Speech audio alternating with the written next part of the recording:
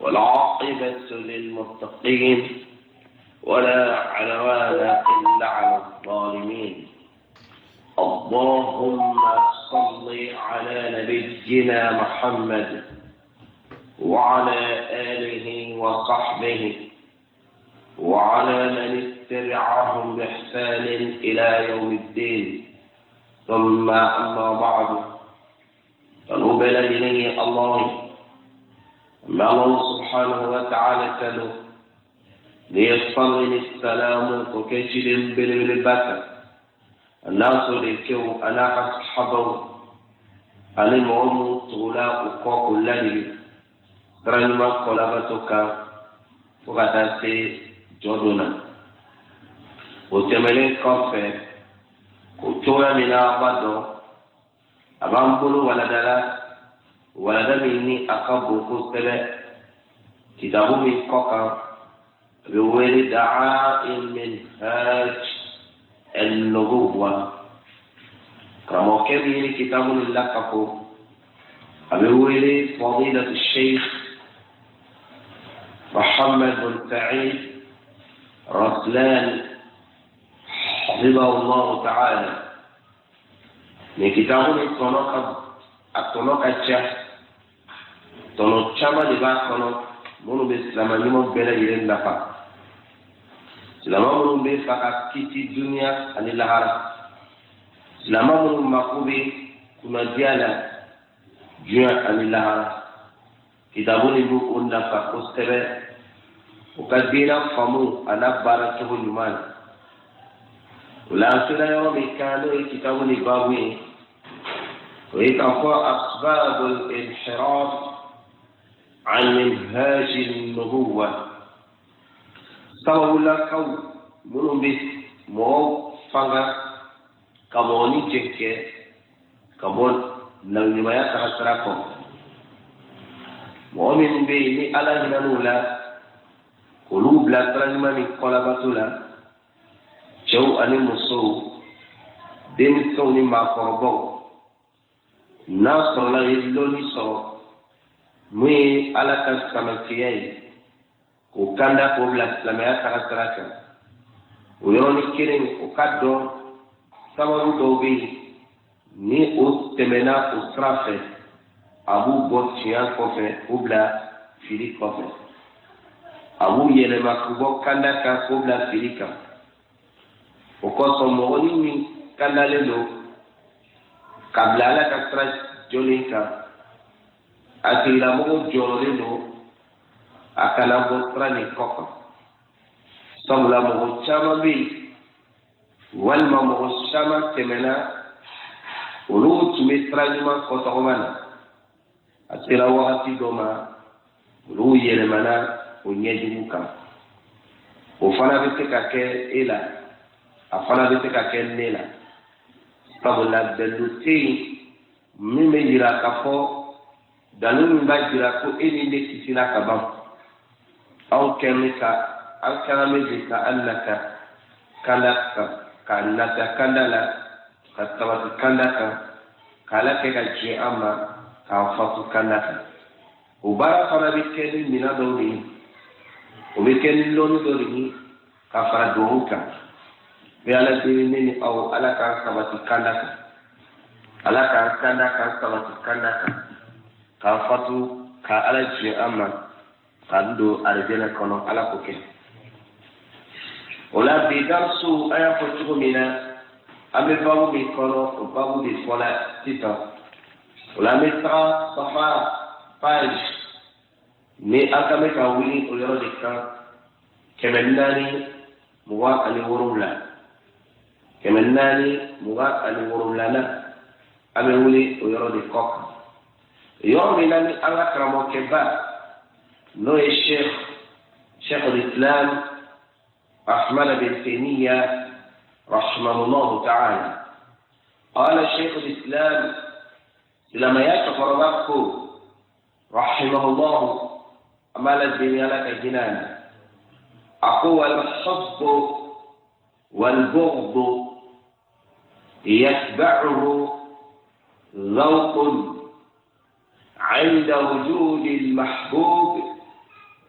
والمبغض فود ووجد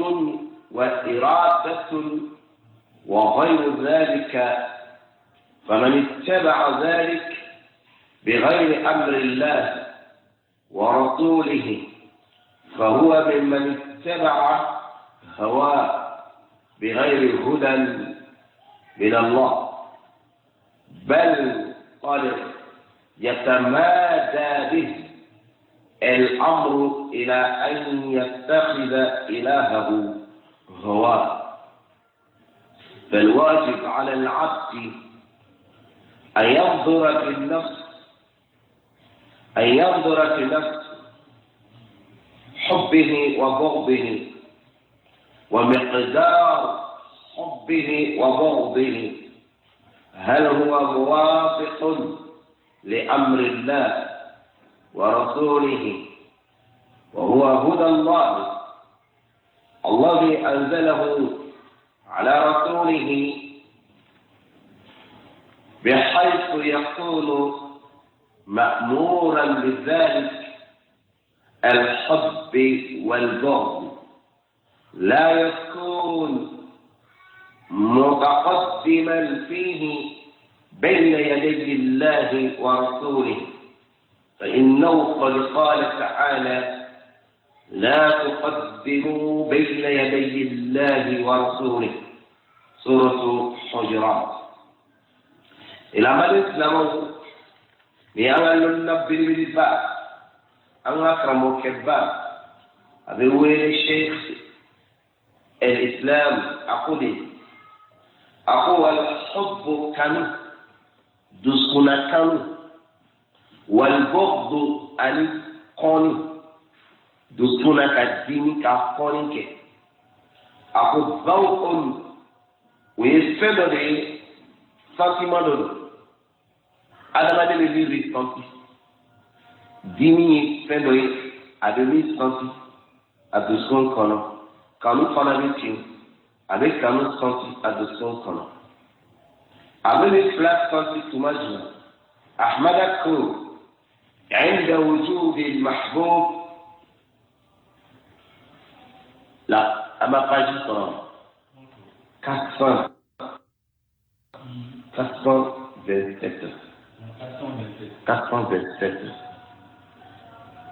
akodi ne fɛn fila ni ne o bɛ ɲɔgɔn fɔbɔɲɔgɔnya adamaden de so kɔnɔ kanu ani kɔni ka kanu kɛ fɛn na ani ka kɔni kɛ fɛn na karamɔgɔ cɛ ko de o bɛ sɔrɔ wagati dɔ de la ka bɛn sentiment dɔ de ma adamaden bɛ ni senti dusu kɔnɔ awa inda wujudi mahbub ka fɛn kanu o bɛ kɛ wagati jumɛn na fɛn kanulen la chose en question fɛn min kanu bɛ n'o kanulen don mɔgɔnin yɔrɔ n'o fɛn tɔgɔ nana o waati la dusu bɛ kanu kɛ walmubghad ani fɛn kɔni quelque chose a b'a kɔn a man d'a ye n'o nana dusukun kɔnɔ dusukun bɛ kɔni kɛ donc nin fɛn fila u ka présence b'u ka baara kɛ min ka di dusukun ye n'o fɛn nana dusukun kɔnɔna na a b'a kɛ ni kanu ye min ka bon dusukun ye n'o donna dusukun kɔnɔ a b'a kɔnɔ donc kanu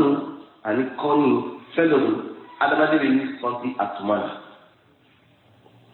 a ko wa wajudun sɔrɔli tuma na wa iradatun ani kolaɲini tuma na a bɛ ko sɔrɔ a yɛrɛ la waati min na ka sɔnti a n'a bɛ ko laɲini waati min na a ko wa ghayru dhalika a ko nin ɲɔgɔn wɛrɛ fɛn min tɛ nin ye faman ittaba'a dhalika bighayri amrillah ni kɛra tugulibaga ye mɔgɔ mɔgɔ kɛra ka tuguli kɛ nin fɛn min kɔfɛ ka tugu a nɔfɛ nama keni alaka nyamariyai wa rasulihi anaka chidin fahuwa wujeni wal musu mimman taba'a وبيبوت جماو بالشارع ولا بيتشتي جماو ده ممكن كفتنو هواه أن تبوكو من الله يعني بغير هدى كبارك أولا أما كني كناي نما كني كناي إلى الله كبو على يوم أقبل أطوي ijo ole chinya yere la yatamada bihi nimete kamoni sama kan akonkato abi continue ni bihi al-amr kunya libi fewre kanuni walma fewre sababu bato ibi fe kanu walma ibi akon na umake ala koyi no makere ala kiben koyi ni feni abese ki isama kilate ila an yattakhida ilahahu hawa mogoni be laba kayre ni sabuta kake ayreka batu fen leon ina madu lon pilibili do biya do sigila mu ni kono teno bi adamadilla moti adamadi karama ka jabuya kabla ukam ubidi mina misalu no dima burke ga yoro ni famuni je mo do duskun kono aleka kanu alaka koni kafe kanu kafe kon kafe dia ayereye ani kafe boya ayereye alika asuri ye nafolo de yi ni nafolo nana ama mogo chite afo karta ni sondia mogo ta nyina se ni nafolo nana ama mogo ta wele karta ke ni sondia biwa dusukun yere be ni sondia la bangi automatiquement parce que feni a asuri ye ole wawati minanin afona nafolo nina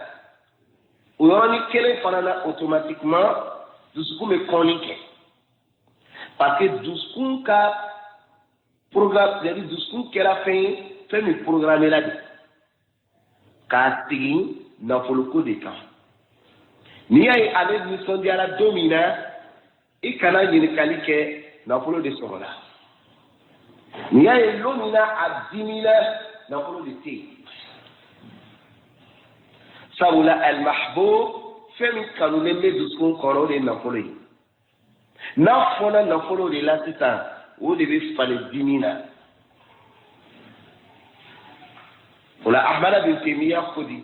u be femi adamade yere naturel aduskun kono aduskolo kono no fait sur la ile mohomi duskun kono ile ko ke fewere de la fewere mi te alay koyi min te ala kiden koyi k'a bɛ fɔli tigilamɔgɔ de ma k'i tugula i nin kɔ ka tugu i nin kɔ n'o o kɛcogoya ye a bɛ se ka adamaden lasama ka se a bɛ laban k'a nin kun bato c'est un danger mun ye muminu jɔyɔrɔ ye yɔrɔ nin na olu ta ye nin babu nin kɔnɔ ka ko bɛɛ sigi ala ko ma n'i y'olu ye ko dusukun na o nisɔndiyalen don o dusukun kɔnɔ sewa bɛ dusukun na dusukun o sewalen don o nisɔn ka di kanu bɛ dusukun na waati min na i b'a sɔrɔ résultat dɔ de bɛ yen min b'a yira ko ala ko dɔ de bɛ yen komi ni ɲɛtaga nana a ɲɛtaga donna la résultat ɲuman bɛ silamɛw la yanni i ma ka kɛ silamɛya yɛrɛ foroba la walima ale yɛrɛ a ka diina baara yɔrɔ dɔ ɲɛtaga donna la tuma dɔ a tun tɛ bato dɔ kɛla bi a fila b'o bato kɛla a bɛ nisɔndiya o kosɔn atute sarakatu do bokunu geleya koson limaniya nana bi abe sarakatu ni bo walma atunte sabari do tunte ko nka gele ama kaka sabari bi aba yela bi sabari do nani ayambe ko silamo ka korota soro duyaro dola ufando fe akela lebe dugu min kono walma dugu were kono mo otafo ay kartate ni sondiawa dusukun na be ni sondia ayere mati naye kibari yakto ni meni fongonyoya ni meni contreji mu metega ke dobola ka dinana dobola ka limaniana toro ya ka slamo soro digudo ka slamo soro mo otafo ay adusukun me commencer ka muruti ka dini chenkelete bolo dusukun fle oluka la hala fle ke babo ni kono olu be se ka dunya na korofem pela jerengi ka toy ka yafa ka kari ka toy ala ko koso o yoro la o te dini aka na folo chena ala ko de koso anya te wuli aka muso furu sa ako de koso ite ta soro ka dimine no koso mo ka bugo ala ko koso ale te dimo koso sabula bugoli yere toroya te ale soro yoro nina parce que duskuna ala koni o de kelele kale ka ko be contrôler ala kiden ko be tin alayhi salatu wassalam abe se ka mogo do kanu yoro jamogo do ani keni te yoro kirina o te nyogo soro foila mais nay kibariya me ko karta do be Espagne walma France walma kore ko dina tigido a chesrlendo abe barakar take dirana a diskume o cheto kanu automatiquement ala reta renforcer mais nay kibariya soro afake ka kula mu ya wulu fay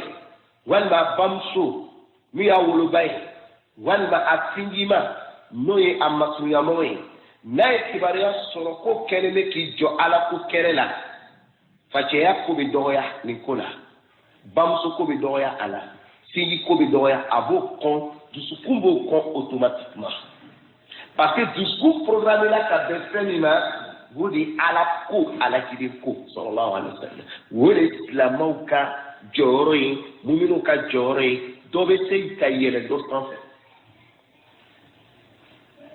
mais mo wala munu be kesita aleka islamaya koni e photo de aleka ala ko e photo de ale bolo hakika e ni o de wari ale be se ka jie ka ban ala kola ka ban ala kidena sallallahu alaihi wasallam ka koroke wari koso afara be se ka mo kanu mo mi ala juli ka free ka tila mo kanu ka koroke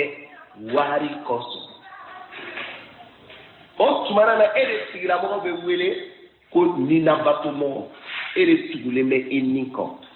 tabla ni na folo ye misalu de ni fefente ala yi no kanu sera ni mizani ni kono ni balance ni kono a bebe do fenkele ni kono o de ni na bato yi do tay jamana ko o de ka bwali bolo ni tembe ni jamana ko kuma nana yoro ale hakili tis ala kula o yoro la ikana kuma yere fo ale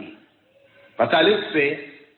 fe mi be folo fe mi be blague nefe ale ka jamana ko do ale ni be jamana ko de kan abaka seriya ke hal ni kala ala tuwi jamana dinya ko de ka bwali bolo wale fona be se ka tige ila hali ni ka dina ka bon yi ala ka joyumai ni na le ma be jamana ko la abi ikon abi jumla ale le femi santi du skun kono ni aka asu le tige ni kokan o le jamana ko yi dota siya ale ka dina tagala ka se limiti dola na yele na ka se siyama letini ale ba ko tunyai ala ko yi do ba fo do ta fo do ta bi ke lisan al hal do ta bi ke lisan al maqal lisan al hal yajmai o ma fɔ o da la ten maa bɛ jira o kɛwale la dɔw ta ye o da yɛrɛ la o b'a fɔ tiɲɛ ye ala ko ye ne tɛ tolon kɛ n ka siya ko la dɛ o kɔrɔ n'an ka ala ko kɛ an ye limiti dɔ sigi a la n'an sera siya ma ne ka origine ma ala ko t'o yɔrɔ la dɛ o kɔrɔ siya ko ka bon ne bolo ni ala ko ye parce que mun na ale bɛ sɔn ka muruti ka diina to yen ka yafa kɔ ka taa siya protéger ale bɛ se ka nisɔndiya diina tiɲɛna so kɔnɔ diina tiɲɛna jamana kɔnɔ madama ni jamana kɔni ɲɛna ale bolo o kan ale tɛ ala sɔsɔ ye kojugu ye o yɔrɔ la mais ni jamana kɛla ko diina b'a kɔnɔ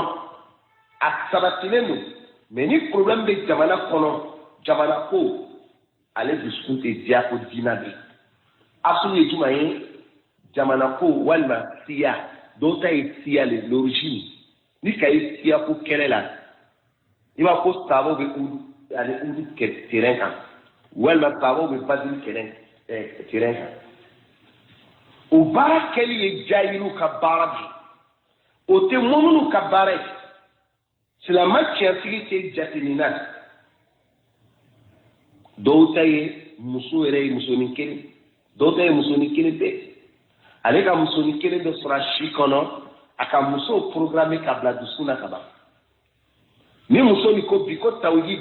a dabila n kana tawhid kuma mɛn i da n kana ye k'i bɛ tawhid ko la i sen bɔ a la sinon ne bɛ fara ka bɔ i la muso ka fara ka bɔ a la o dimi walima ale ka fara ala ka dimi na o dimi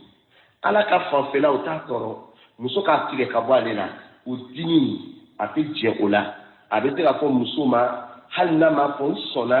mais muso bɛ sɔnni k'a ye k'a fɔ vraiment le monsieur là vraiment il tient à moi a tɛ fɛ ka ne perdu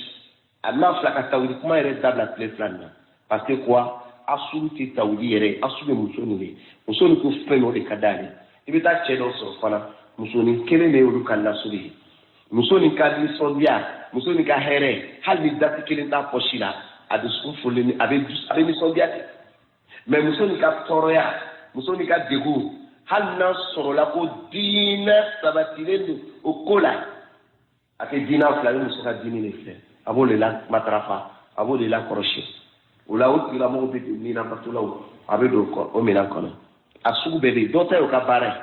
dɔw ka baara le travail qu'il fait la travail min fɛn min bɛ fɔla an bolo nin fɛn tɔgɔ kelen kelen bɛɛ asulu tɛ haramu ye dɛ k'i ka dusu k'i ka kanu n ka wari min fɔ n da tɛla siya ma n da tɛla jamana ma n bɛna don sisan baara la sariya ma mɔgɔ ban o la k'i k'o kanu ka tɔnɔ ɲini kɛ a la walima ka i yɛrɛ farikolo ka nisɔndiya i yɛrɛ la dagamu muso fanfɛla la walima sinjiya tin min bɛ sinjimaw ni ɲɔgɔn cɛ i ma bali o la tin min bɛ i ni ba cɛ i ma bali o la tin min bɛ i ni fa cɛ i ma bali o la o kɛli ka mɛn ka bɛn mun de ma ala ka ala ko ani ciden ko ka bɛn ciden ko ni ala ko ma maintenant ni mɔgɔ min ta de tagala yɛlɛ o sanfɛ komi mun ma dɔw b'a latigɛ o nɛfin kan dɔw t'a fɔ o nɛfin kan mais i b'a ye dɔw kɛwale la i b'a mɛn dɔw kumakan na dɔw fa bɛ taa ban ala la a bɛ se wagati la ale ka mɛn ka ban fakɛ la parce que ala ko nin bɛ sanfɛ fakɛ ko bɛ tugu o de la dɔw b'a fɔ o kumakan na tiɲɛ ye ala ko ye mais ne fakɛ n tɛ se k'a labila dɔw b'a fɔ c'est direct tiɲɛ ye ala ko ye n'a sera ko n bɛna ban n fa de la tiɲɛ ye ala ko ye n'a bɛna se ko n ye ban n ka kabila la tiɲɛ ye ala ko ye n'a bɛna se ko n ye muso furu sa tiɲɛ ye ala ko ye n'a fɔra bɛna n ka métier perdu tiɲɛ ye ala ko ye n'a fɔra ne bɛna perdu nin ko karisa la ne ta ma se o ma ale ta ma se o ma o kɔrɔ ale ta bɛ dansara la olu bɛ wele de ko nilabatolaw o mɔgɔw de karamɔgɔkɛ ko olu dɔw bɛ taga continuer a ko laqad yatamada bihi al-amr a ko numu ka nina kanu nina bato a bɛ se ka sama ka taa n'u ye ila an yattakhidha ilahahu hawa fo dɔ bɛ laban k'u yɛrɛ ni sago kɛ batofɛn ye mun bɛ bato kɛ ala ye cogo min na u yɛrɛ ni sago bɛ bato ka ye duskuna kanuna batula amemi fala ni bimbado abe terrain ka wala ti terrain ini mo so ambi ke ala kula misiri kono ka baroke ne ni sira o ka fami fa felala ibi bolo ko ka bwa ka kula do be musu wallahi ni sira ana musu chelama wallahi ba ko no est ce que cheni ila la ko chekele ndo me chemi do misiri la mi kuma suni ni ala kula est ce que cheni ibo misalu musu akacha abna bi dabi wal mati akacha pourtant c'est un problème bébé problème mo ka me ki reprochal ala dunya na kono fe bedda ne malaka ko di awuma mais ka condition sigala akumbai ale bateau de koso mo shima na ya facheko de koso bamsuku na dano ma kitia parce que mo shi bali dan mo shi fakeni kafo ne fakeni ka ne danti ne bali ka ne danti na folo bi ba feni na folo bi dan ile ile kire kaka join kire da abdul dinar sino anta abdullah yala ka joni gorana tiju mo ka dina ka ke ka dafa wala ka ke islama yumai mo mi bi ale ala ka kubla kofe alaka chida alayhi salatu wassalam nini fo watina doba fo me kramoke fami ko don muni wala ta angana ke nikala islama nikala ko doba ko wabia no bekeni imai wabia chere ka wajulu ke bi anga me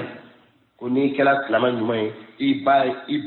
ye tigala ye tiga ifala ye tiga fembela o mafo ika famto bako hakeya hakke ni bi bani binche hakke ni bi fani binche ni islam ya sharia te ita pro sharia ko shila tellement bi babuna islam bi babuna abi fabuna abi figi bunya abi funyo ma flache o kanu aba foka gelea mais o le manganti ka ke ile ka capitalier o le manganti ka ke ile ka lasuli o le manganti ka ke e ka ko ni kuni ka fo ala ko de tien ko mi koso e be ya fa ala ko mi koso ma woro la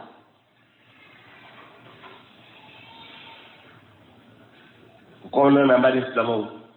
mo bi tika inni ke batu fen ke ni la batu ka ke batu fen ni ya ko muminu be ala batu chomina do be na fo do ni ke batu fen ka sujuru kaywa ka kana feli ke aywa ki dama ka ti inni nawa hijigida inni kawa mafu ye hotel jumadu ala be labatu ni sharia de ala be batu ni sharia de ne ay misman fala kuma fladu ala be labatu di ataa ala be batu al ibada kelese ma bebe do fengene ngono u foto la ala labatu ani ala batu Osman na sila maka bara e odi abi ala le labatu ala e mifo ka ala labatu akonga nya musula ala labatu kanya ibala ala labatu kanya isi nyona ala labatu ka sali fere keni la dunia ala labatu me ka sujudu ke ala e direct oye batuli ka kana tigeli ke ala e direct oye batui abebe nyota idan momin kela sita kanni ke akabatu fen obe do yoro jumani kono ale be do yoro mina momin ninkunko ani sabu bena femima no bena ala ka sharia ma abake ani sabu fona femin ko o bena ala ka sharia ma abake ama be amau abake o so don no ko ni na batula ni kan ni na batu sila o ni hola hal nay ala la batu ke baraji ke dama mo ne ro ni fam so ko ni abe ibaye bara do kela akabara asulu ko ala be ko nyake meka ala be la batu utere meka ala be batu utere ni yoro ni karta ni benade ni sabulima aya ke ka be ani sabu di ma ama ke ka be ala ka sharia ma ka koro ke ni tu na ni sabu tu fona ka ban bara ni na ni bara do re ka ta mo ro soro Usman na be sunduna barajita bolo abe seli dokela barajite abolo abe nyabali bagala barajite abolo parce que o bara ni keli bena alere ni sabu di ma o bena ala ma be ala ma ni sabu yere de o yekaba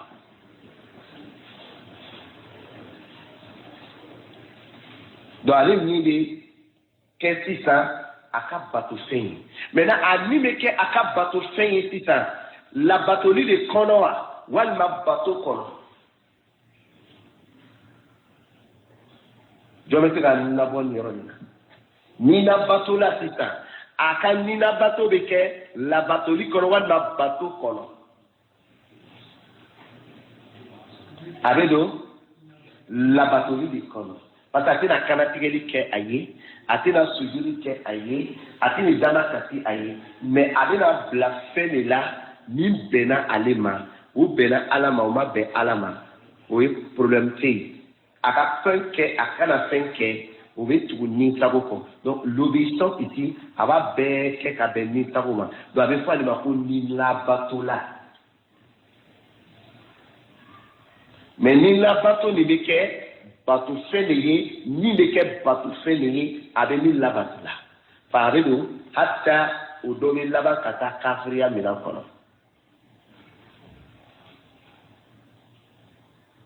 hatta fudobi kala ka kafriya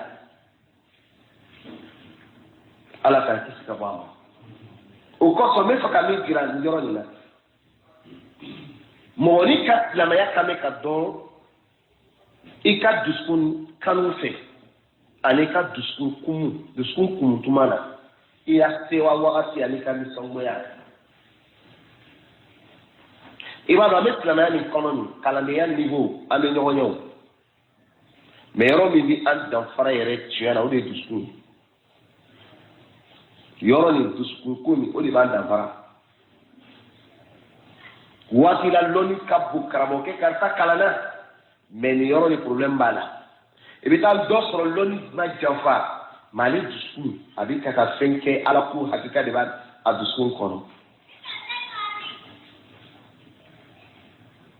ko so mo be mo la ala ko ko salil kati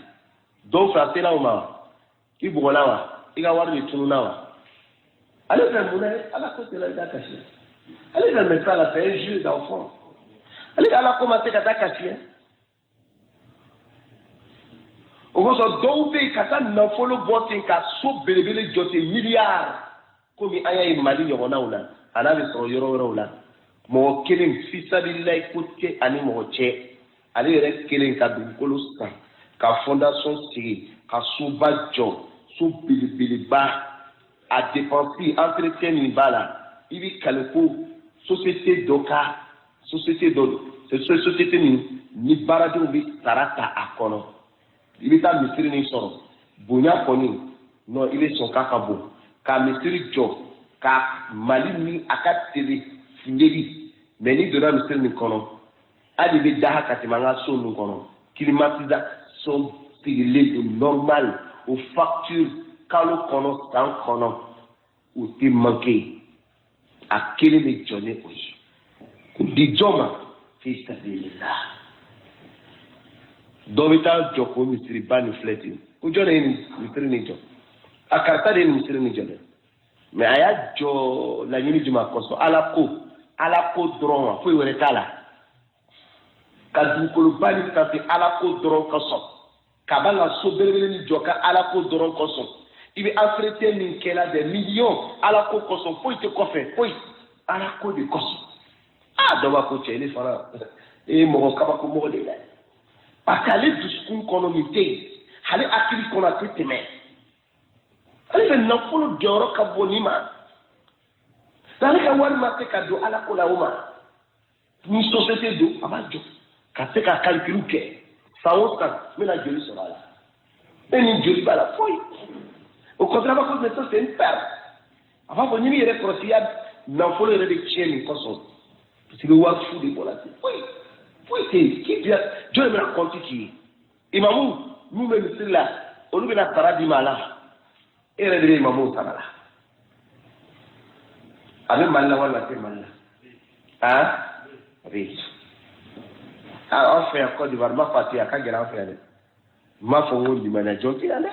Ma faut voir battre du manager. Du manager qui nous n'a pas été avec mais Mali connaît na nous kachia katene en fait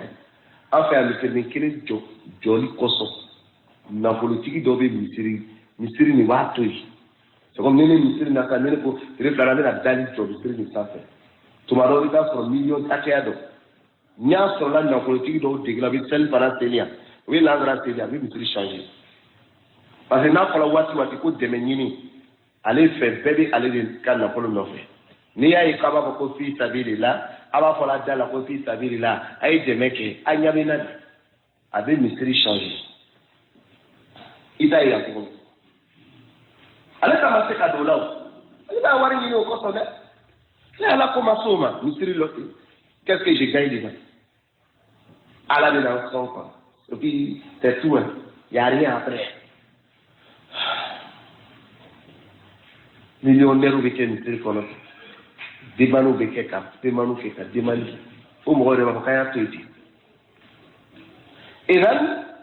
do ka dina ko matoma me niko re be ni te ala koyi no de tu yira lala na be se ko tono soro abi wari do dépenser hali ni ma demander après do be te ka banka misiri jo kadi alama me aka surba nda fu muso male Suruba avec un village au Kadam, avec un marketing. Pas à faire, mais c'est une faute, ni il n'a rien comme plaisir, il n'a rien dedans, zéro. Allah n'est pas là pour là. Mais Suruba avec la cafouillera, mais quel autre d'Ahamou, quel est Koso, avec un village au Kadam.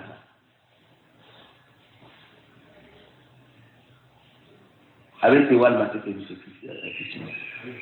d'accord. Il est frani islamai ijija ikani sondia iduskun kono ikani songoya iduskun kono akake fe mi automatique ka be alako na alako nya ni alako je ala domina ika bara ni ke alako na domina wala ka alako bi résultat do bi ala dio kono bi alako la et du coup automatiquement avec commencer à sewa ni jugumano avec commencer à dimi quand muso kanutu et du coup kono akadi bashitala mais il muso yelemana kadu ala soso kono automatiquement muso kanu yelemana kake muni kake dimi parce que mona ala pokusu muso tumandi tiba furusa tu as décidé qu'il va libérer. Comportement chamambala. Adoya abi doya, il n'y a personne. Mais à prélever à la cour. Vous avez dit que la maca, qu'elle est baillon là, Anna Moussotier, il va l'homme. C'est la manuma. Qu'elle est Anna Moussotier. Il est d'où là, Moussotier télé. Vous voyez, c'est un tambour. Qu'elle est mal des acteurs là. Sun samari ou temena muso ka muso te sundu aba kalama muso bi condition qu'elle ma bola muso do fini ni ayi te décourager qu'elle ma bola qu'elle wuli la ka jowati juma parce que télé flamina ale ka la fin ko mini muso ka me ko di alema o te nyana bola avec bamusuma wuli yere ala te teme à côté muso roba wi aketo de kuma ide muso se sinon nama ko la télé pour que ça va tarder mon ko le be ay la fin la yoro ko di banti abi chokoroba wuli fana ka foye ah baba kuma dem so fede la yoro ko problème be de nama kuma ko pour que ça va tarder grand frère be wuli petit frère be wuli kuma be la kuma la tilila teliko o problème be adama soma sun adama soma musoka do fini adama soma aka kele be mi ko sufero ale ka hake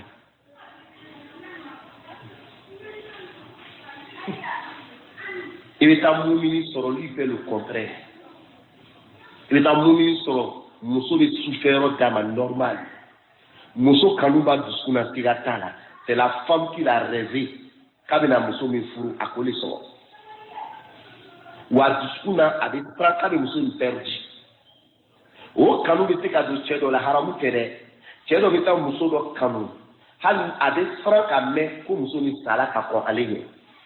Il préfère mourir avant la dame.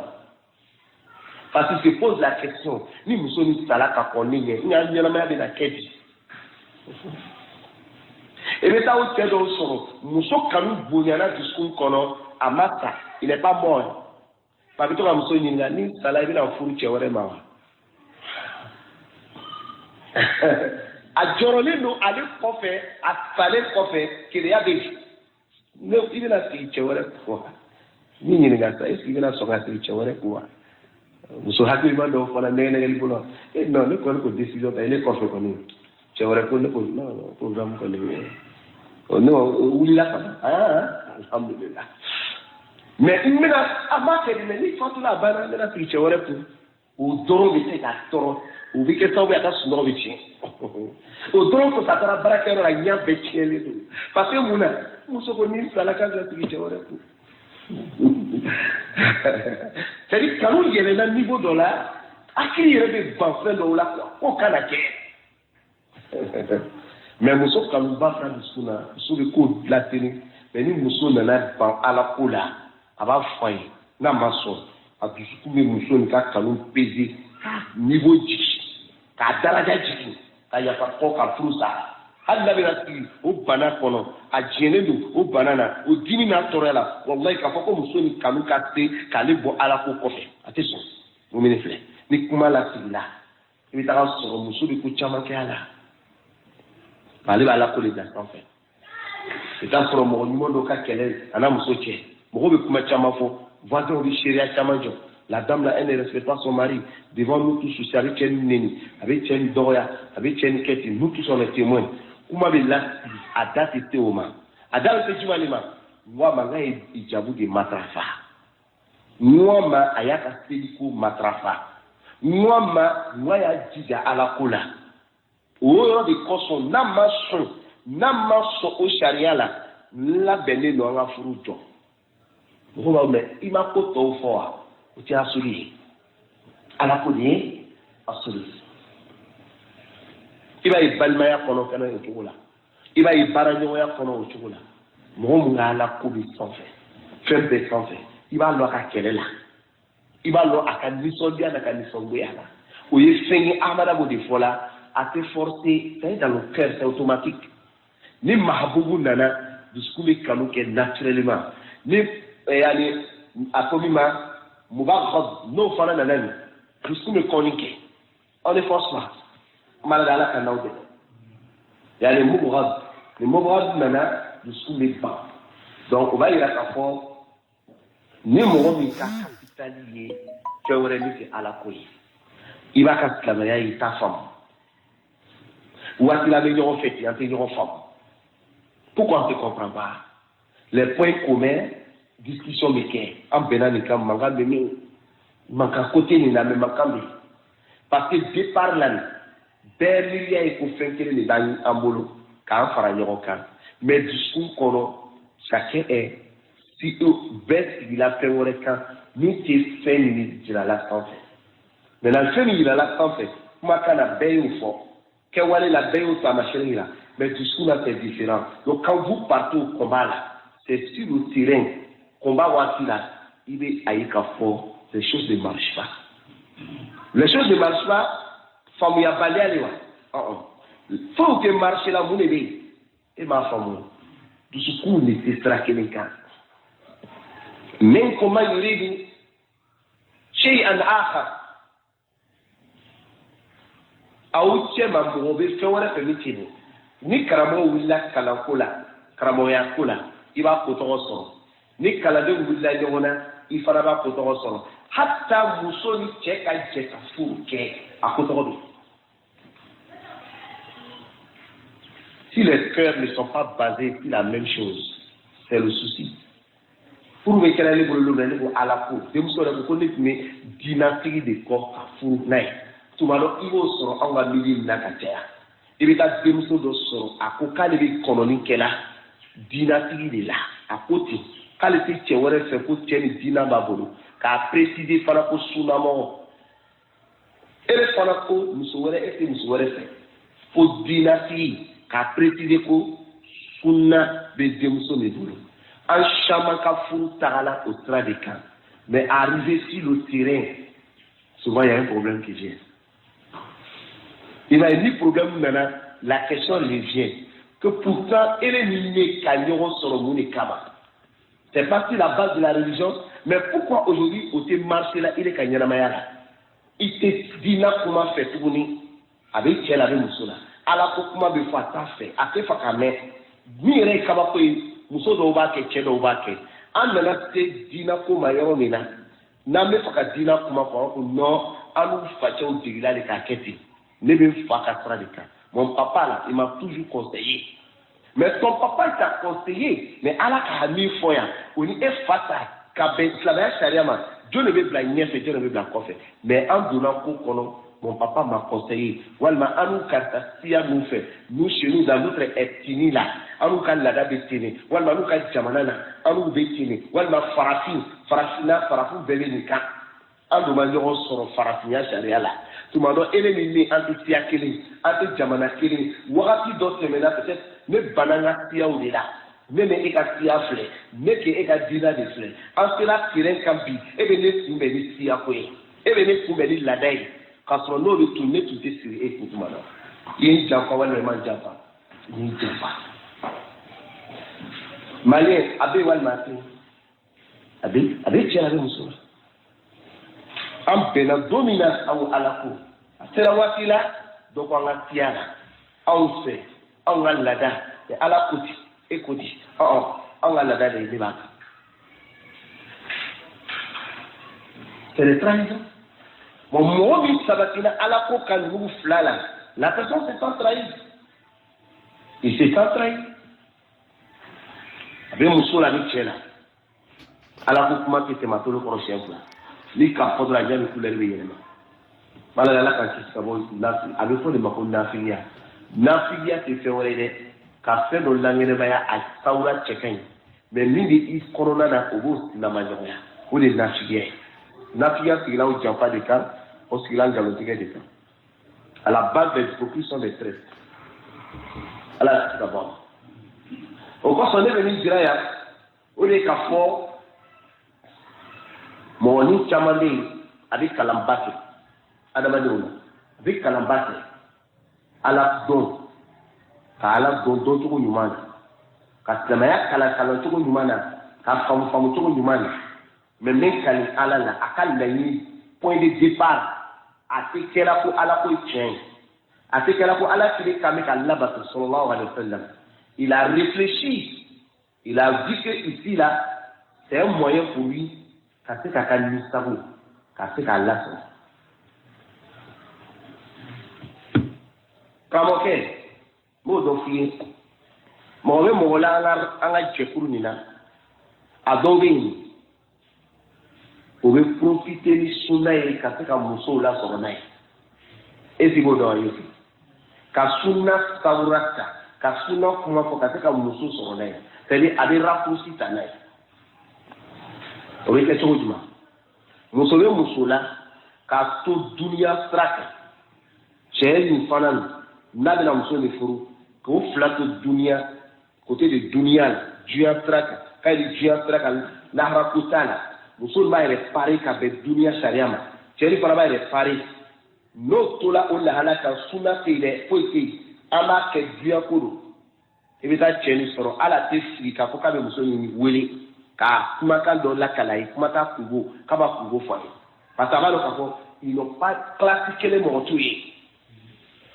classe kelen t'u ye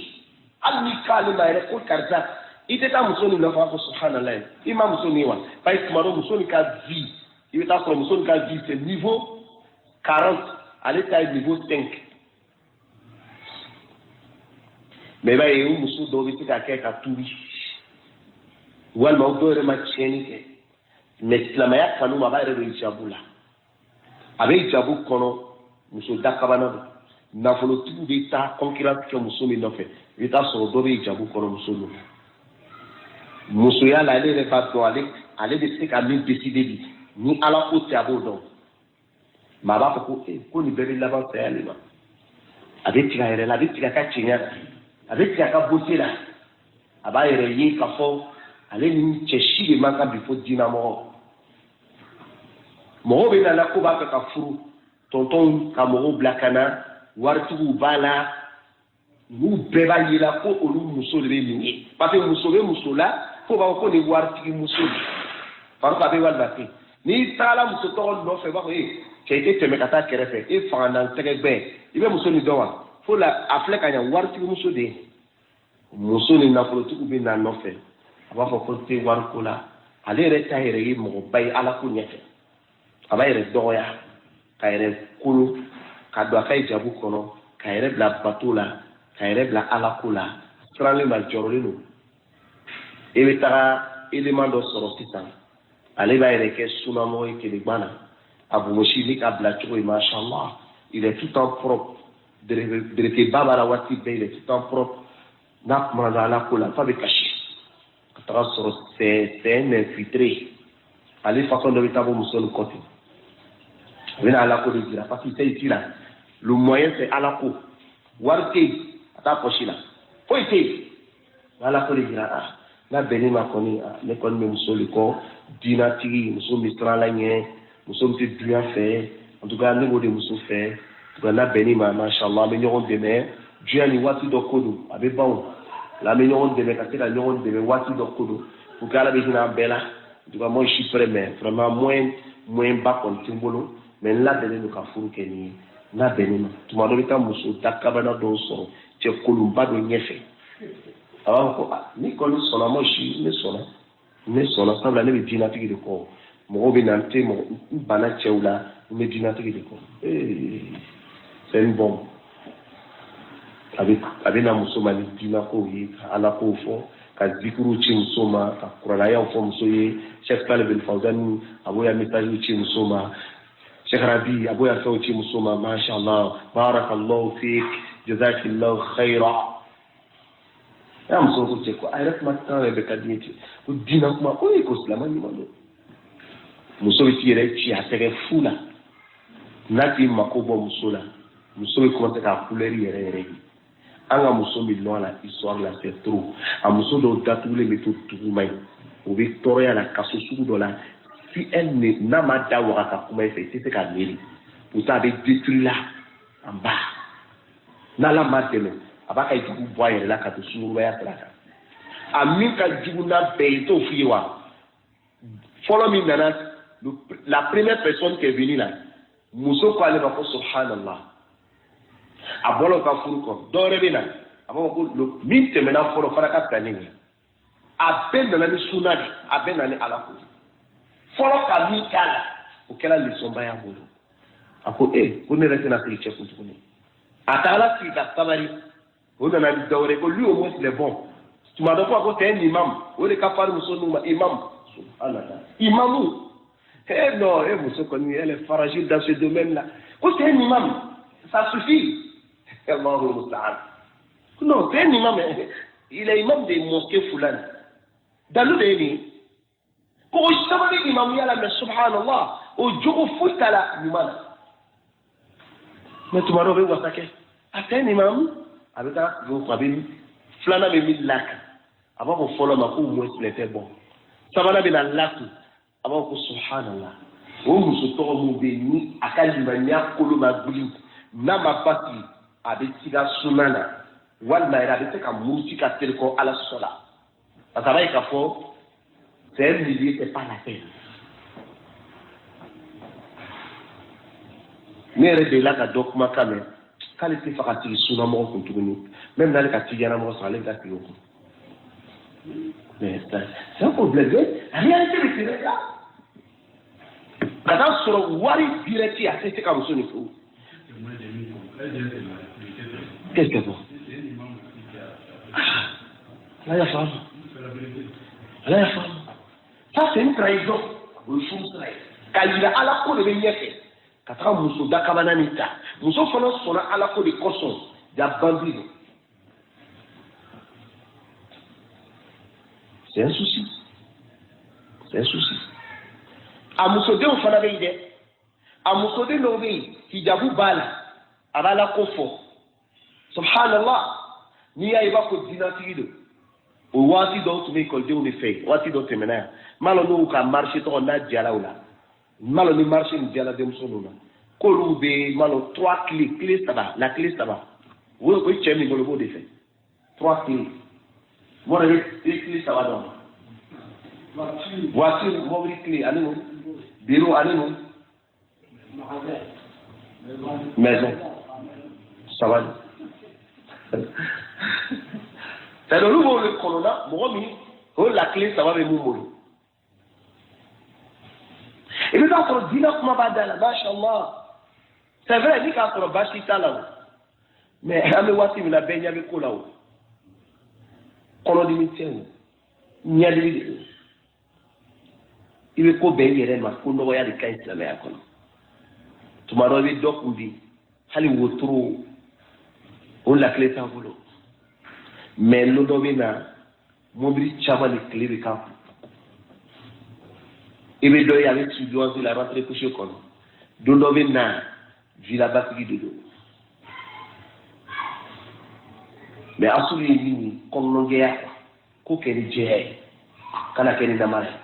Donc, c'est vrai que là, nous y allons là, c'est comme ça, votre ijaboula. Quand tous tabou la quoi pour rejeter au tchèo fana dans un milieu là à saura kain à dofili tchekain à doire les vies kaïli n'atafe katara subhanallah misil bombe mais les belles cérémonies la trahison la région interdite c'est là donner à la cola soit clair écologue à la cola et à capitalité oui quand nous connaissons ay abla la cominaka ala mabali ala dunia kola ala reka dunia danu lema c'est pour nous il a fait tout ce qui est là mais à ta condition féminin kale walimo lo ka bato akabana ala maso kanga ke fitima wale kanya shiambangi ba flama jamais ika dina boyena chogo ibangi ba flati ka modeni hali kafirudo o maso ala ko ke nya ola ale ki blaka murto la de nya ola yoro mi be dron o ka ko de kana tara iste ka ala so ka farauka apata ibe nya ibangi magala quel que soit ko ka dunia ban ale tina falo ka ke mo wore ka dima ya yuma ya jolendo fukatista mais ala so mi be ati faraloka o be stingi la fanato donc ameni fo balma unina mo ka klamaya fayi yele ka fembe tanfe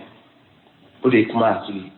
ika kanu fana ka be alilema ika koni ka be alilema o ko bi ka kibaruya men ko kibara ni bi ala kodoli résultat dumanu ka be ala koma izu ka ke automatique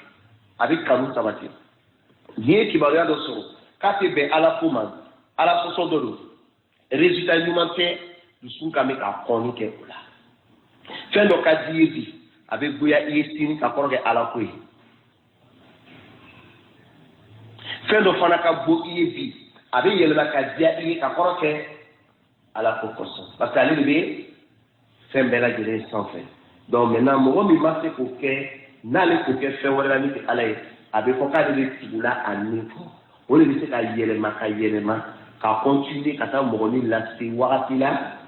a di aya ni sabo be ke akapa ko fe donc ici là ça devient grave wala fal wajib muy be no jawale ala al abd jonka ayanzura fi nafsi aka fleli ke ko it ngolo iba tab si abet la tête comme il dit umbiladi ka fleli ke idiskuna kono hubbihi wa bughdihi ika kanunika dini toi-même faut t'asseoir pour réfléchir en toi-même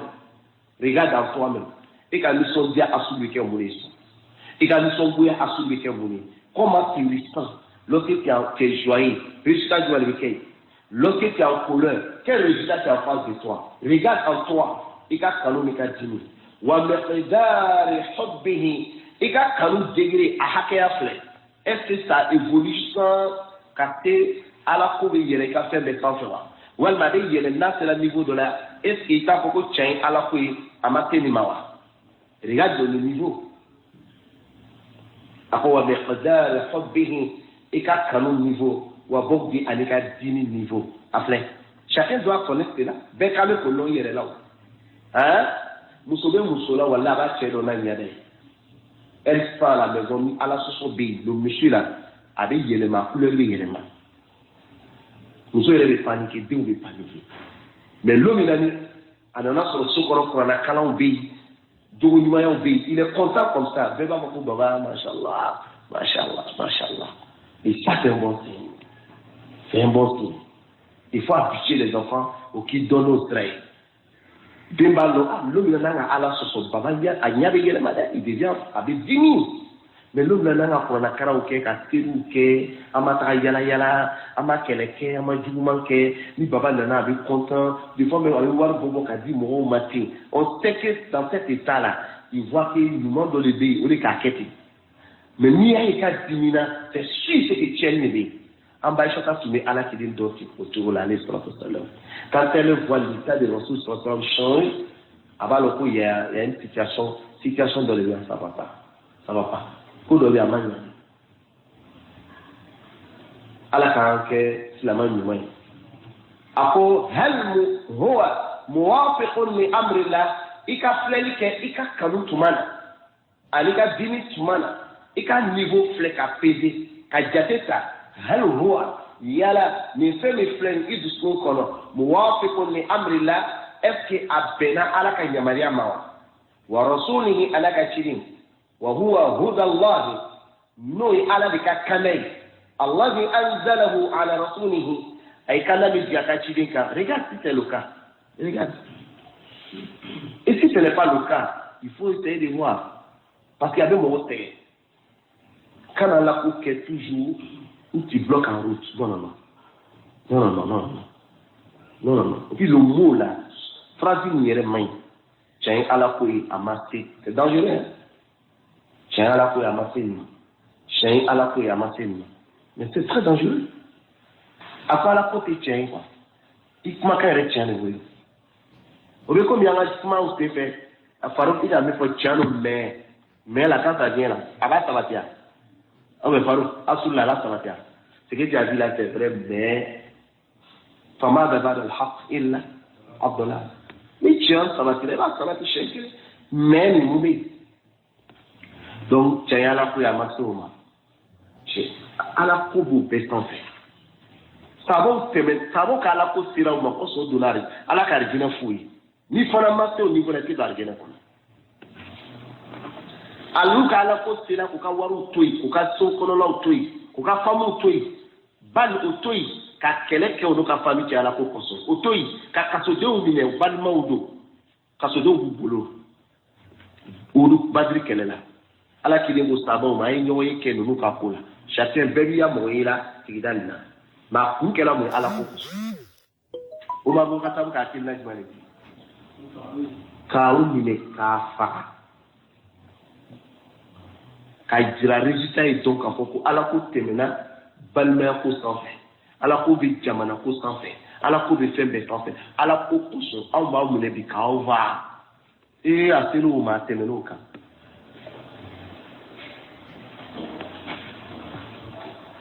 o kɔnɔ karamɔgɔkɛ ko a bɛ kuma continuer yɔrɔ min na ko e min bɛ dusukuntigi ye e dusukun filɛ a daraja filɛ i ka kanu n'i ka dimi a mizanu filɛ yala bɛnna ala ka yamaruya ma n'a ka ciden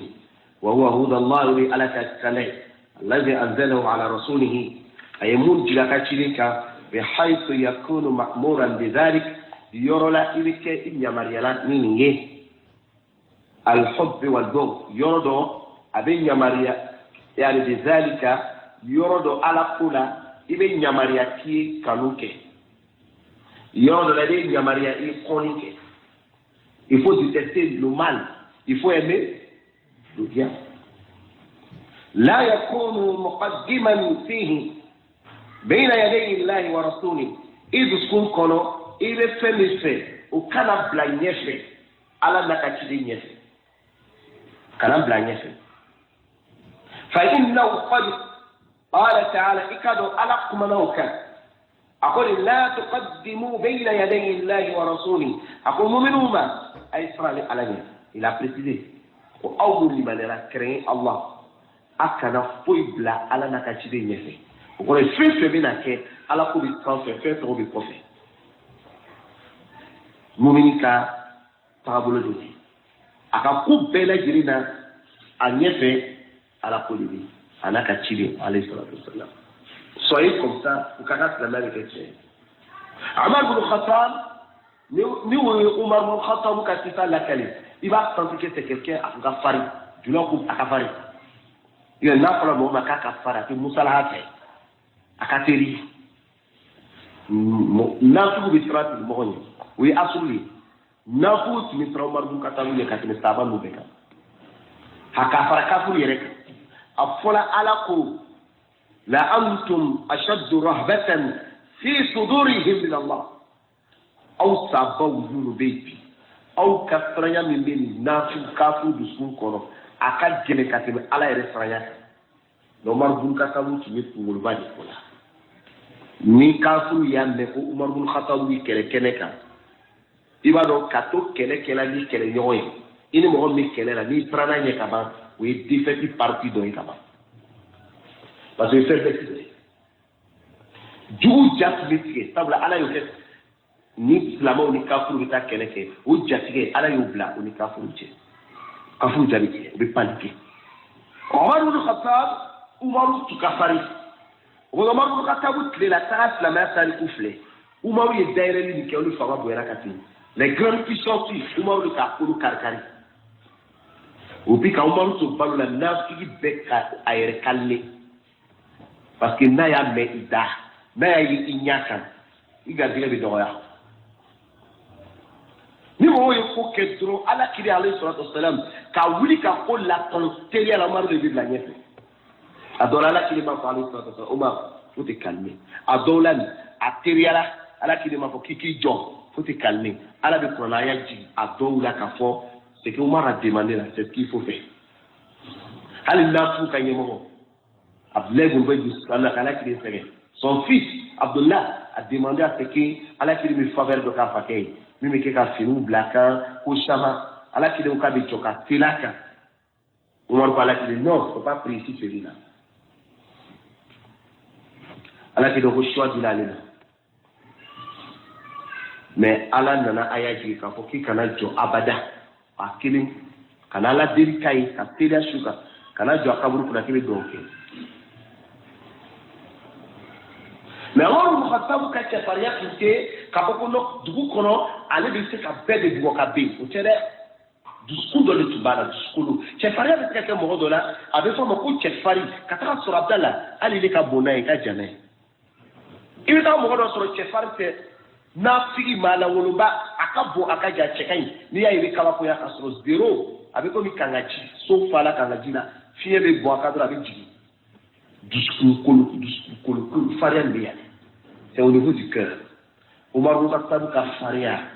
mais ni silamɛya ko ko ni Umaru b'a kɛ ni dalu nana Umaru ka baarakɛta contredit Umaru bɛ bloqué ka jɔ ala se déplacer fitinin o kosɔn a mankutu dɔ kɛra k'a fɔ kana Umar waqafan inda kitabillah Umaru tun kɛra mɔgɔ min ye a bɛ ko kɛ cogo cogo ni kitabu ni dalu nana Umaru bɛ bloqué o de tun y'a ka farinya dalu ye mais ne ka farinya ye ala sɔsɔ le Umaru tun tɛ ten walima farisugu ka farinya o tɛ dusukolo ka farinya diina kanu ala ko bonya de tun b'a dusukun na o de tun b'a to Umaru bɛ kɛ ten o kosɔn n'a sera limite la n'ala ko fɔla bɛ jɔ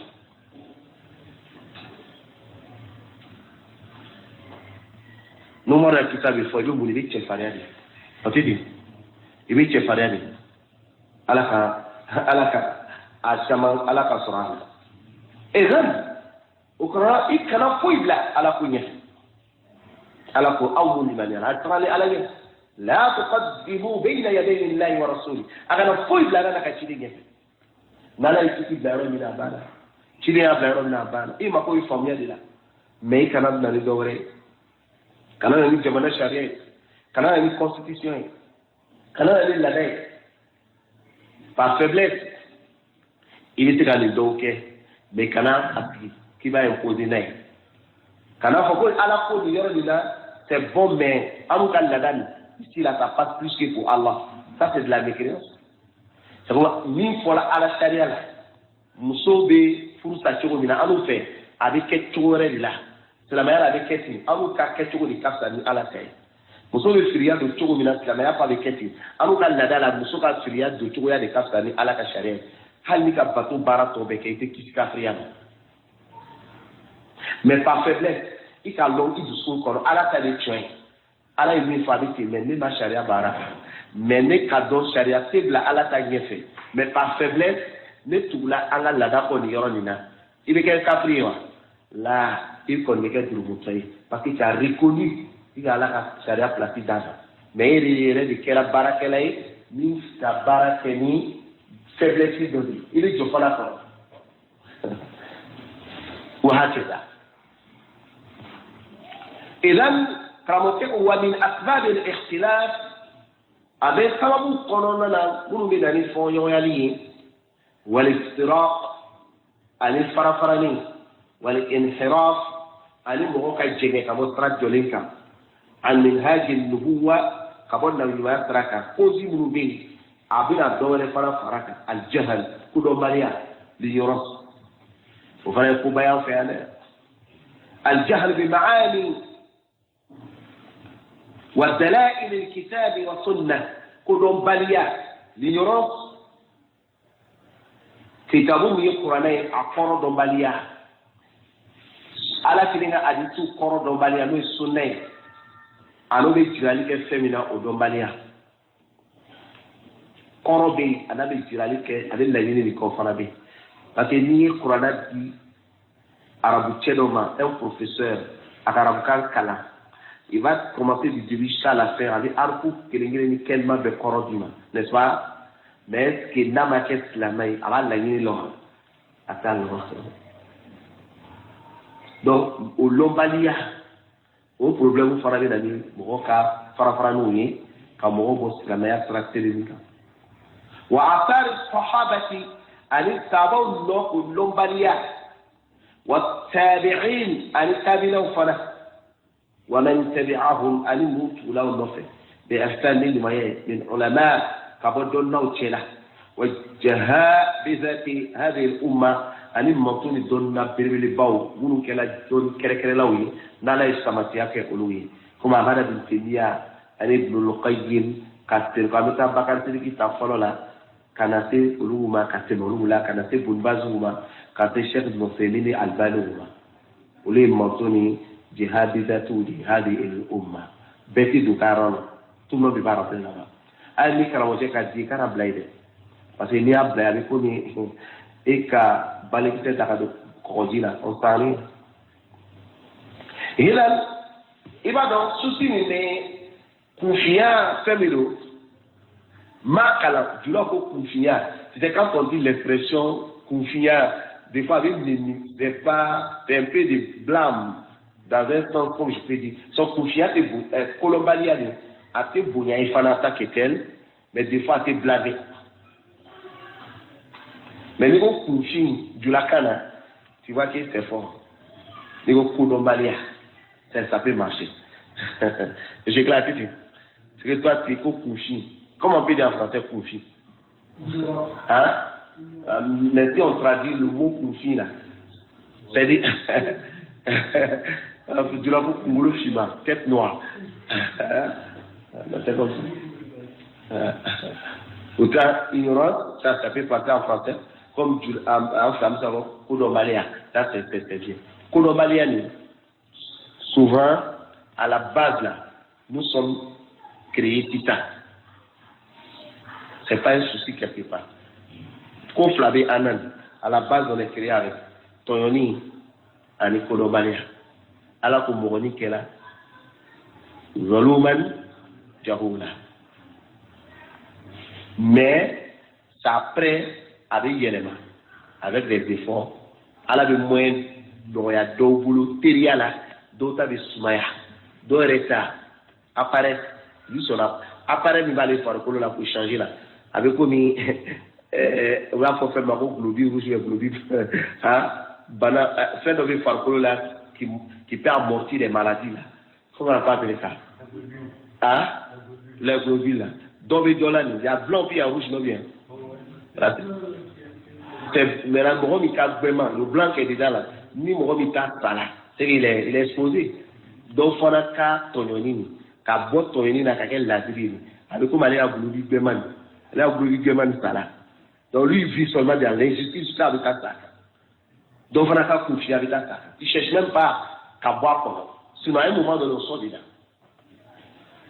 Donc, on a fait un petit saco. Abdallah, c'est un savant. Abdallah, l'homme, cette science-là, il y a l'ignorance qui a précédé. Il te faut, il n'en faut confier à l'école. Il y a des balles. Et c'est vraiment un enfant. Il y a des gens qui ont donné, il m'a calandé les dames. Quand on domine avec Foki, qui veut qu'on a calandé la domina, et tu n'es mouni pour en appeler. Donc, à mes pieds, les mains. Quand bon, pour finir, qu'on a l'on, sinon, à ce là, avec une carte, il m'a donné, un pardon, que tu vous tuez. Mais il faut qu'on reforme. Nous pardon. Quand on n'est qu'une donne, que tu vous tuez. Mais il t'a donné. Il va donc, il t'a donné. Mais il dira à Doma ou Tchela, qui est souvent, il doit le classique, quand il va donner. Il va donc. Comme ça, Allah quand on là, bidamo ka débat là, Mali Bamako Misriba, Amadia ni Chiamo, ko Moaz Koulibaly, ani Djabate. Pourquoi? Nous mine. Mais bidamo flavé débat là, ni des mots de Sunamo ni qu'à observer, tu vois la victoire de Sunna. Parce qu'à chiter son canana et reka dina tarabolo chiaoui. Chacun se sert des preuves qui viennent de la Sunna pour combattre l'autre. Donc,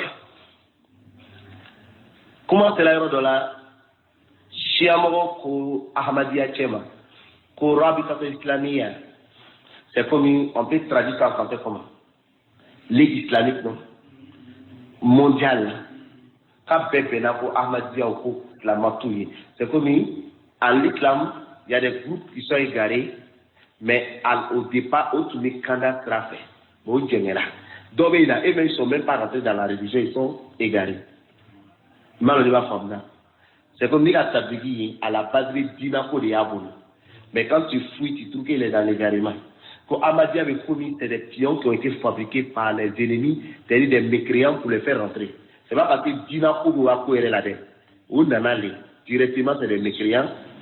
Donc, communauté moro bébéna kako Ahmadiyya ou Kafouri.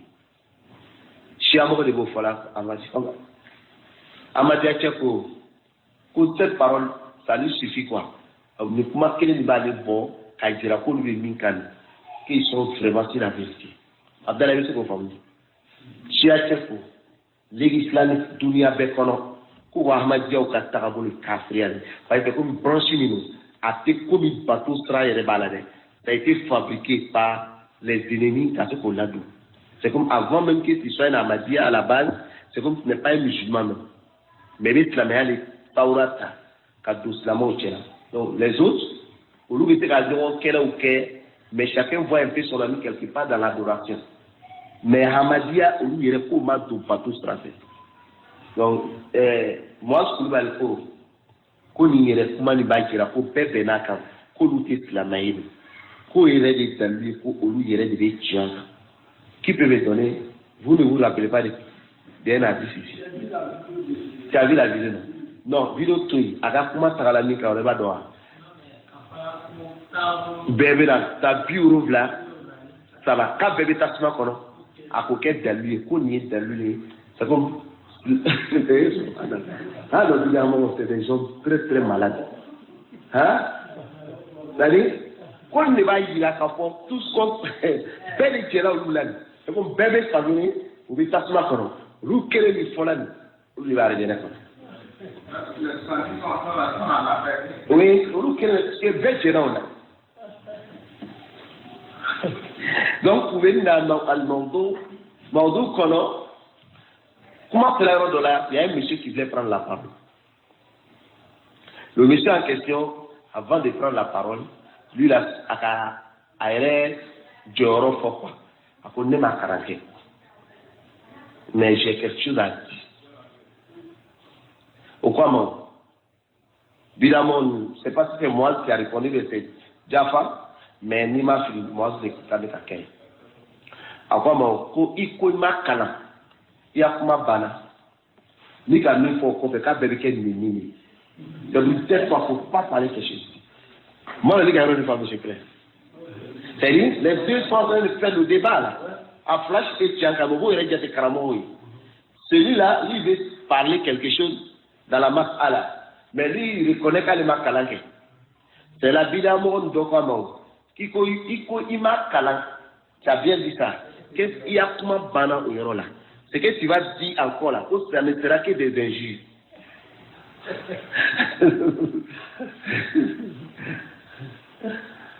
Cela dit, mais c'est que lui-même étant un homme de la Bible, il a accepté la logique de la science. Parce que ni ma fin dans l'honneur, toi tu as quoi dedans? Tu vas faire observer. Pour apprendre à partir de là-bas, peut-être si possible. Mais avec les gens de la Bible, je ne parle pas dans ce sens. Donc ça veut dire quoi? Mon fin d'obéissement, je ne peux pas l'homme, c'est pas problème. Au contraire, quand tu dis malon, celui qui est en face là, il est motivé, il a le courage pour t'apprendre. Mais malon, je reconnais que c'est un talon, mais je vais forcer pour montrer qu'il n'est qu'un talon.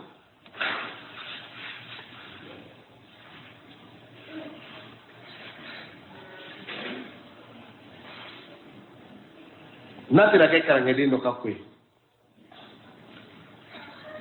Ikire siri kadu karangede ni nyonche. Il est resté jati karangede en tant que tel. Il y a un souci entre les élèves en sciences. Il y a d'ouwele atiramo ko situation dobi karangede ni nyonche alu kana ayere black entre les élèves et même ils vont trouver Inch'Allah ta'ala, un moyen. On a une solution de Nina. Le concerné qui voulait s'ingérer là,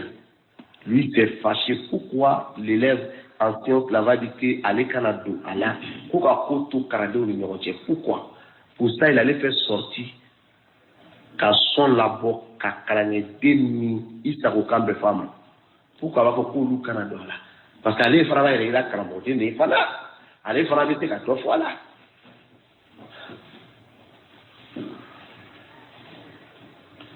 C'est comme le problème entre les militaires et les militaires. Toi, civil, tu es venu vivre à la maison. Ça, là, c'est pas un problème de civil ici. Toi, tu te dis, non, pourquoi moi? On me dit que c'est moi là. Donc, quant à eux, souvent, quand tu parles des masala, ça fait mal. Hein. Mais on voit généralement que c'est dans le domaine de l'islam, c'est-à-dire l'oni doya des toi. C'est par l'islam que ces choses-là se pratiquent. Sinon, chacun, quand on bébé qui est dans l'âne, il va avoir son loni dobi dollar, chacun différent, ben qui met la loni. Et bien, ni mon fana be faka wuli la loni kumaye, bébé sera pas voulu. On l'écoute. Le mécanicien, on l'écoute. Il va parler avec mon mécanicien, avec un choromina, mon mari de la choromina. Tout le hal, mon mari la barre pour travailler sur camion, il y a plusieurs domaines. Il y a ce qu'on appelle des mécaniciens, il y a ce qu'on appelle des tauliers. Il y a les électriciens aussi. Et puis il y a encore les peintres. N'est-ce pas? Il y a plusieurs choses. Est-ce que le domaine qui nous l'a? Mais chacun connaît bébé kuma ka fait qu'à bimindo. C'est que là au bétin. Domaine de ancien au bétin. Il a dit masala fait nana. Mon bistra dit à l'omarama kaye kuma. Mais quand il s'agit de l'islam là, tout le monde bébé kuma ta. C'est dangereux. Na cela c'est la même matron, n'ingani tiens va ko non ne maçon. Oustaz il a mis pour ne ma karame maçon. Deux va pour ça il quitte l'effort. Comment il quitte l'effort. C'est que tu ne ma karame. Et puis tu vas rejeter ta parole. N'a qu'à énergie veille. Et puis tu l'entends, il va prononcer ça. Bon, comme tu as épousé ma parole, bon, apporte-moi les preuves. Oustaz c'est que tu ne ma karame. Mais elle a mis les cramots au dan, à l'île de Kélé. C'est que si je ne me rappelle pas, hein, un jour, il y a un stade, il parlait quelque part. En tout cas, il parlait d'un truc que j'ai oublié il y a longtemps. Mais c'est que c'est pas ça là.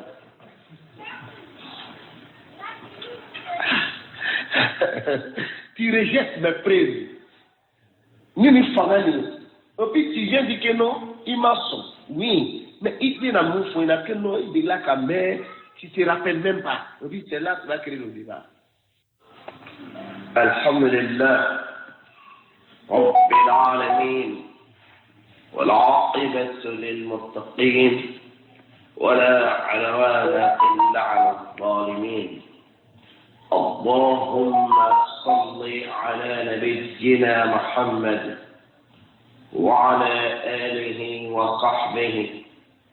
وعلى من اتبعهم بإحسان إلى يوم الدين ثم أما بعد فنوبل إليه الله ما الله سبحانه وتعالى تلو ليصطغن السلام وكشد بالبكر الناس لكو أنا أصحبه أنا مؤمن طولا وقوق الذي رنما قلبتك فقطاتي جودنا وتملين كفر كتوى من أبادو أبامبلو ولدا مني أقبو كستبه كتابو من كوكا بويل دعاء المنهاج النبوة كما كبير كتاب للقب بويل فضيلة الشيخ محمد بن سعيد رسلان حفظه الله تعالى من كتاب الطلاق الشيخ طلاق شما لباس منو بسلام نيمو بلا يرين لفا سلام منو بفاكا كيتي دنيا اني لهارا سلام منو مكوبي كما ديالا جوا اني لهارا كتابوني بو اون لفا كوستبه وكدينا فمو انا بارته يمان ولا سلا يوم كانوا كتابوني بابوي ويتقوى اسباب الانحراف عن منهاج النبوة سبب لك منو بس مو فانغا كابوني جنكي كابون نغنمايا تغسراكم مؤمن بي على هنانولا قلوب لا ترنما من قلباتولا جو أني مصو دين سوني ما فربو ناصر لا يلوني صو mui ala ka kamakiyai ko kanda ko bla lamaya ka saraka o yoni kirin o kaddo sababu do be ni o temena o trafe abu bo tiyan ko fe o bla fili ko fe abu yele makubo kanda ka ko bla fili ka o ko so mo ni kanda le lo kabla ala ka tra jolinka akira mo jolole no akala bo trani koko sabula mo chama bi wal ma mo chama temena ulu tumi trani ma ko to mana akira wakati doma ulu yele mana o nyeji muka o fana bi te ka ke ela afana bi te ka ke nela sabula deluti mime jira kafo dalu nga jira ko eni ne kisila kabam aw kemika al karame ka annaka kalaka kanaka kandala katawati kandaka kala ke ka ji amma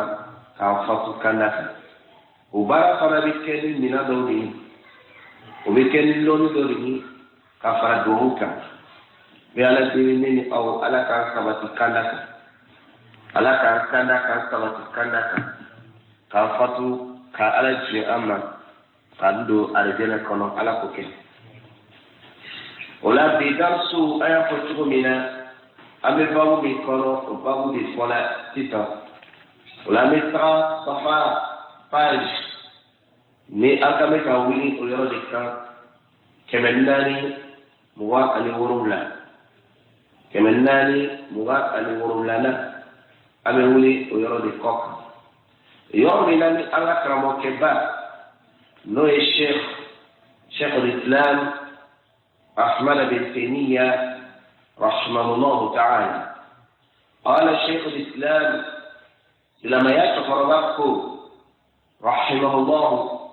أما الدنيا لك جنان أقوى الحب والبغض يتبعه ذوق عند وجود المحبوب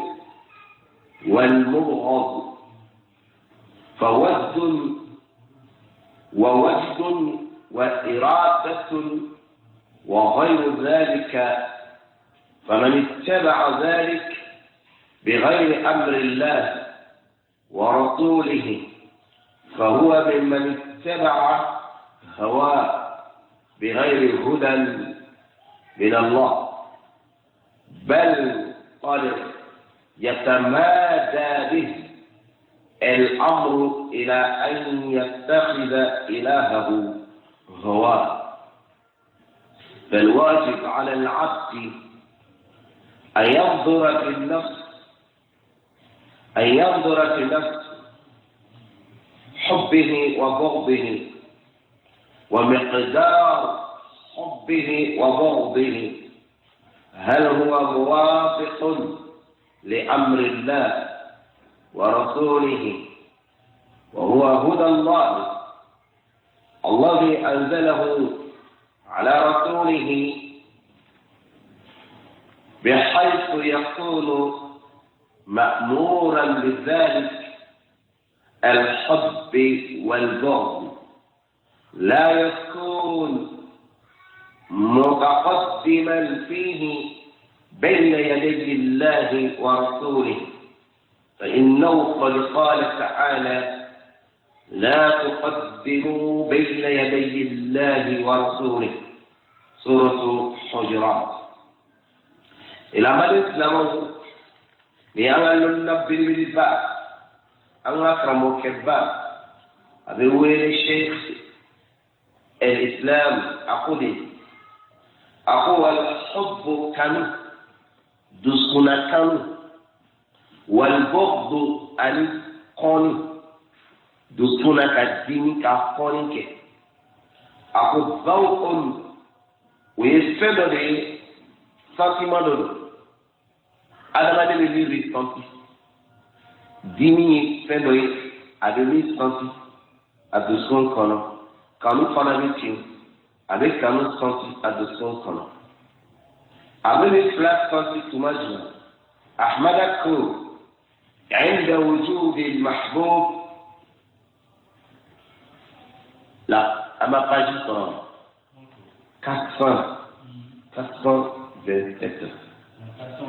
427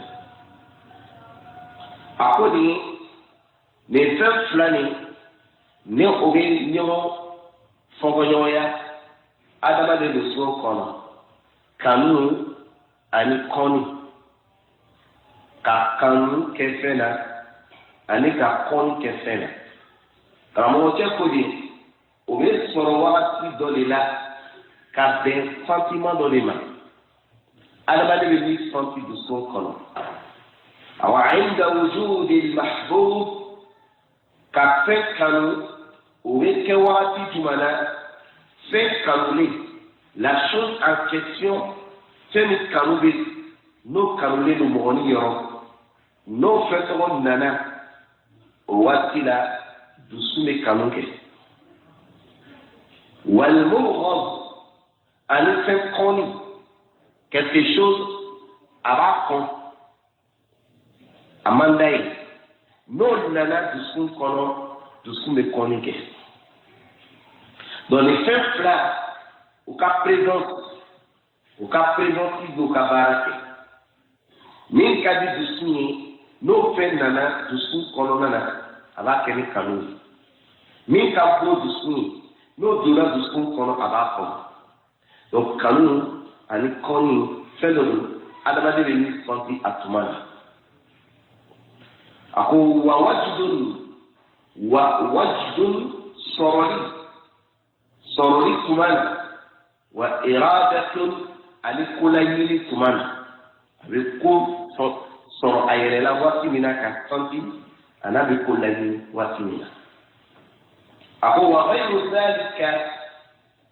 a ko nin ɲɔgɔn wɛrɛ fɛn min tɛ nin ye faman ittaba'a dhalika bighayri amrillah